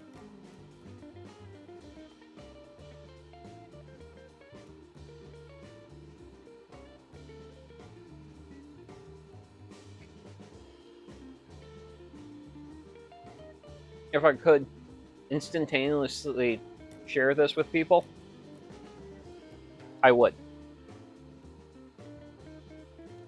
I would happily give away samples. It is definitely cooking. As it stands right now, I would share with people. And also, I would more than happily share with people, because that gives me less leftovers to deal with. Because with the persimmon bread, I actually froze most of it. And freezing it is going to buy me some time, because yeah, I have to eat all this, and for Dessert-tober, there's just lots of more desserts incoming. There's a lot more. There's more desserts incoming. So, for me, I'm gonna have an absolute overflowing amount of desserts in my life moving forward. So, which is kind of nice, but I hope I don't get fat. Is what it comes down to in the end. Okay. Whew.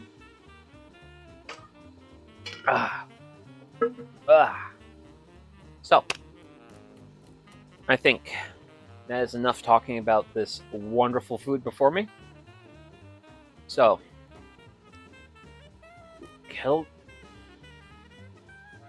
wait, are we? That's a that's a lot. It is a lot of food, but I mean that's what happens when I follow recipes. But also, a really nice thing with a lot of dessert things is they freeze well. So I can just take a lot of this stuff, freeze it, and then I can just slowly eat it over like weeks and months. Okay, so yeah, okay. Sorry, Dad's Old Shop. When you first said kettle corn, my first thought was candy corn, and I'm like, no, no. I am not one of the candy. I am not on team candy corn in any way whatsoever. But actual proper kettle corn would be nice, though. Granted, I would like to, cause I have made popcorn over the campfire, but I don't know if I did that during a stream. I don't think I did that during a stream. I think I actually made. Not sadness. Yes, Yes! One of us. I wouldn't ask anyone to eat that. Thank you, thank you, thank you. Oh, it's good to know we are in light company around here. Oh man, I'm really feeling the kinship right now. But yes, actual good proper kettle corn would be amazing. Because I'm honestly I like popcorn.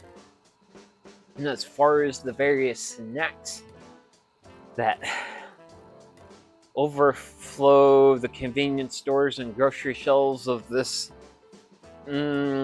moderately great land called America, popcorn's kind of one of those things where it's like, it's a snack, but hey man, it at least has fiber. At the end of the day, it at least has fiber, which is something that potato chips and corn chips just really don't have much of. So it does make it a hair bit more healthier of a snack. So it does have that going for it.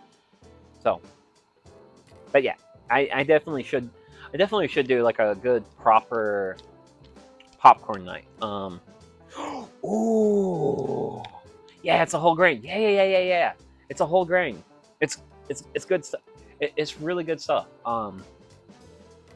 Actually, we're in October month right now. Also mostly air, so unless you add a bunch, it's relatively Oh man, you get it. You understand it. Oh, this is wonderful. Okay, but yeah, I think that would actually be a very fun thing to do for December. Is make some kettle corn for December, because December is a fantastic month for snacks. Which I do have. I'm kind of trying to like pre-formulate some plans for December, and I know one of my plans for December is I wish to do a stream where I'm just working with chocolate. We're going to be doing a lot of chocolatiering around the campfire. There's going to be one stream like that, and then honestly a popcorn night would be great, because I actually am sitting on some popcorn. Also, popcorn wells are a thing for some folks. Ooh, okay. I mean, one of the things that I do associate the December seasons, depending on who you are, to be associated with like caramel popcorn, which I'm not sure if this is going to disappoint some people. I'm not exactly a big caramel guy. Now, granted, cheese popcorn. Hi. If you got cheese popcorn, I want some. I like cheese popcorn. I like cheese popcorn a lot. Granted. Oh, yeah, because when I went to Wisconsin earlier this year, I got some cheese popcorn up there. Everything made of cheese in Wisconsin is like absolute next level. And the cheese popcorn was no exception. It was just like this was like bagged cheese popcorn. It wasn't like fresh from a stall or anything. It was just like bagged cheese popcorn. And I'm just like, everything that's made of cheese here tastes so much better than like other cheese. Wisconsin, you are incredible. I love you. Because I really like cheese. So yeah. Yes, popcorn night. We should definitely do that. I want to do that. That would be fun. That would be genuinely fun. But yeah, I feel like this is more than enough ramblings. I've had a really good stream tonight. It's been good. It's been really good. I have some delicious food. I would like to take this plate that has a bunch of delicious food and, lighten up the plate a little bit. And by lighten up the plate a little bit, I mean a lot of it. And by that, I mean eat all the food on my plate. Because I commit to my plates. I'm that type of guy. So, I want to say thank you very much for everyone who tuned in today. And oh wait, but yeah, I will be streaming on Thursday. I will be alive during this time, but I might get started a little bit beforehand, depending on how things go. But yeah, we'll see about that. But yeah, I would like to wish everyone out there, may you have a great rest of your day, evening, night, whatever it is, wherever you're at. And hopefully I'll see you all in the next one. Bye-bye.